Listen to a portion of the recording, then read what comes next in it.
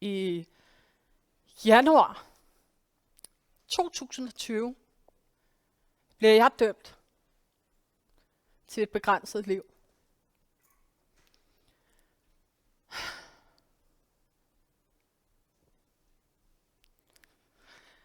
Jeg får konstateret sklerose. Sklerose er en kronisk lidelse, hvor min hjernes nerver nedbryder mit immunforsvar. Det betyder, at jeg kan stå og miste førligheden i arme og ben. Jeg kan miste mit syn, mit hørelse og min stemme. Ja, jeg kan miste hukommelsen. Lige nu, der sidder min sklerose i højre side. Undersøgelser viser, at kost med for meget salt, sukker, mejeriprodukter, rødt kød kan forværre mine symptomer. Men de peger også på, at meditation og motion kan få mistet funktioner til at komme igen. I aften vil jeg være ærlig omkring det at være med en kronisk lidelse, men også hvordan jeg dømmer andre med sklerose. Fordi jeg er et fordømmende menneske. Men jeg vil hellere stå foran jer i dag og være helt ærlig. Også selvom det måske ender med, at du dømmer mig. Min læge foreslår, at jeg tager et ophold på Sklerosehospitalet i Ry. Jeg tænker 14 dages ferie i juli, væk fra min mand og 2 børn på et sklerosehospital, der ligger på en høj. Og lige nede foran er der en kæmpe badesø. Og lige så langt øjet rækker, kan jeg se grønne marker og træer. Det er altså lige, hvad jeg trænger til. Da jeg ankommer, får jeg tilrettelagt et personligt program. Morgenmad på sengen. Træning. Viden om sklerose. Cirka kl. 15 har jeg fri. Og så tager jeg ud og besøger alle de venner, jeg har omkring Ry. Lige så snart jeg kan komme til det, så skal jeg væk fra Sklerosehospitalet, sterile lugt, og de der handicappede mennesker, som jeg er indlagt med. Hvad du ikke ved? Jeg dømmer dem, jeg er indlagt med. Helt ærligt, vi har intet til fælles ud over vores sklerose. De sidder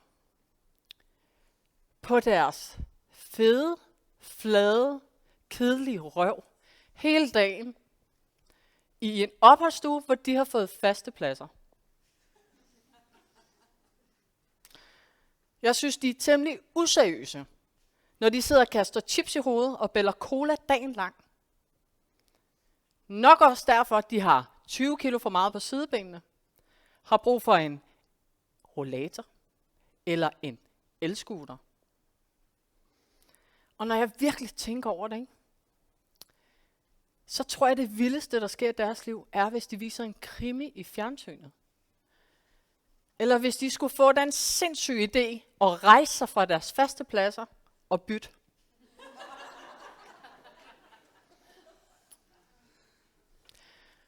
Efter de 14 dages oplevelser, tager jeg en beslutning. Kost, motion og meditation, det er vejen frem for mig. Hvis jeg ikke skal være dømt til et begrænset liv som dem, hvor mine funktioner forværres, fordi jeg ikke tager min sygdom seriøst. Hver morgen klokken 6 står jeg op, og så gør jeg klar til en meditation. Så laver jeg en lækker smoothie med spinat, melon, banan, frossen mango. Så træner jeg. Derudover har jeg taget et valg om, at mit liv fortsætter, som det hele tiden har gjort. For eksempel en årlig familietur til Fårup Sommerland. Total begejstring i bilen. Jeg tror, I kender det. Ikke? Evig diskussion om, hvad skal vi nå først? Men i år, der skete en lille ændring. Jeg har ondt i maven. Og det har jeg, fordi at hver gang jeg skal ud og gå, så langt, så mærker jeg min sklerose, især af højre ben. Forestil dig det her. Solen skinner. Alle skriger forlystelserne. Børn, der plager om is. De løber alle sammen for at komme først. På nær mig. Her kommer jeg. Jeg ved ikke, om I kan se det dernede, men I må godt sådan. Det her, det gør ikke ondt. Og for hver skridt, jeg tager, minder jeg mig selv om de 14 dage på Sklerosehospitalet. Beslutningen jeg tog om, at jeg vil tage mig selv og min sygdom seriøst. Hvad du ikke ved. Jeg har altid dømt andre, når jeg synes, de er useriøse. Lang tid før Sklerosehospitalet. Lang tid før min sklerose. Det starter, da jeg er 9 år. Jeg står og skifter ble på min 6 måneder gamle lillebror. Han skriger helt vildt. Jeg opgiver og samler ham op, småløber i nat over til naboen. Min parfar, han ser mig, da jeg kommer ind i køkkenet. Hvor de voksne sidder i et tæt røg, drikker Tuborg. Han sukker. Rejser sig op og ender med at gå os hjem, og da vi står derhjemme, så er han i gang med at skifte ble på min lillebror. Gør det færdigt.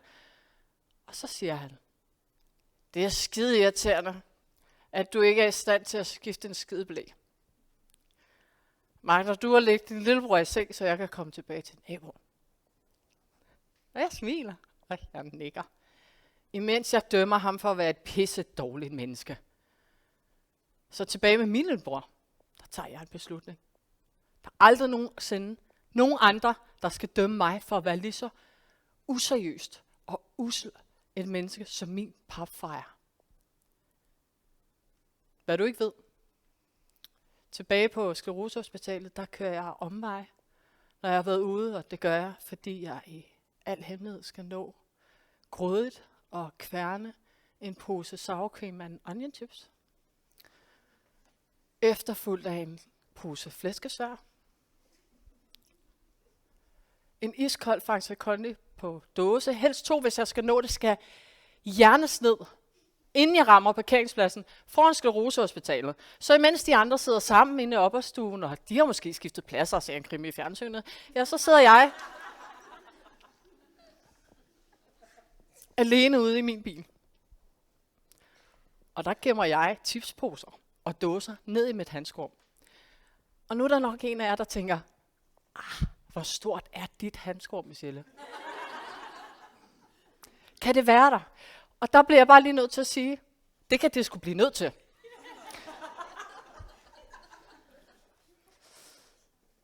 Så sidder jeg der, skammer mig, fordi jeg gemmer mig. Føler mig som det mest usel menneske i hele verden, fordi jeg dømmer dem. Jeg længes efter at være et udømmende menneske, fri til at tage min egen valg, men jeg frygter, at I kigger på mig og dømmer mig for at være et dårligt, useriøst menneske. Derfor har jeg travlt med at dømme alle andre først. Helt ærligt, hvem kan ikke spise ordentlig kost? Træne maks 12 minutter om dagen, meditere 20 minutter om morgenen. Jeg kan ikke altid, og jeg kan slet ikke vise det. Og så siger jeg alt muligt mundlort i sådan en grad, at der var en dag, hun sagde til mig sådan her. Nå da, så skal I have fransk hotdog til aften. Så er der ingen grøntsager til ungerne i dag. Jeg står og smiler og nikker og tænker, mine børn spiser næsten aldrig grøntsager. Det er derfor, jeg sniger pesto i deres sandwich. Lige der bestemmer jeg mig for, jeg er færdig. Færdig med at stå her og smile og nikke, fordi jeg er bange for jeres dom over mig. Fra nu af vil jeg fortælle og vise, hvem jeg også er. Hvad du ikke ved. Jeg elsker junk food. Okay. Crispy chicken, Burger King, morgen, middag og aften. Gotta love it. En smoothie med spanat. Hvem fanden har fundet på sådan noget lort?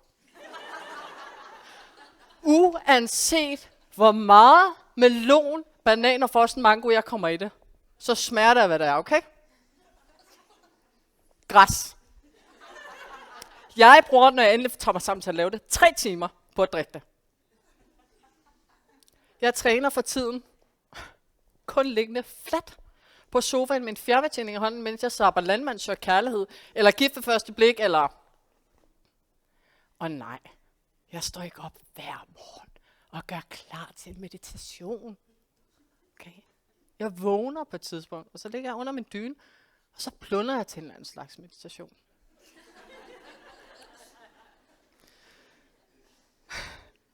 Når jeg deler ud af, hvem jeg også er, så kan jeg mærke, hvordan dommen over andre, især mig selv, bliver mindre. Det giver mig adgang til et mere udømmende liv, og lige pludselig har jeg en veninde i røret, der siger, okay Michelle, jeg har faktisk kun fortalt det her til dig, og nu citerer jeg hende, for du er lige så fucked up, som jeg er.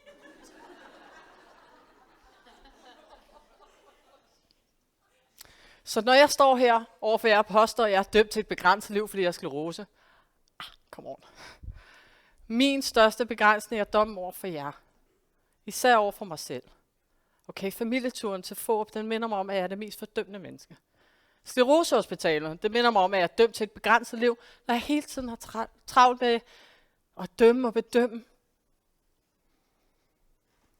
Så hver dag øver jeg mig i at blive opmærksom på, hvem dømmer jeg? Hvad dømmer jeg dem for?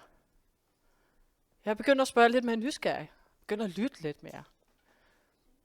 Prøv at lægge mærke til, hvor meget I dømmer hinanden i trafikken. Okay? Vi tror, vi ved, antager en masse. Hvad gør det ved vores syn på hinanden? På os selv? Især på vores relationer. Jeg står her i aften og tænker, hvad må I have dømt mig for de sidste 10 minutter?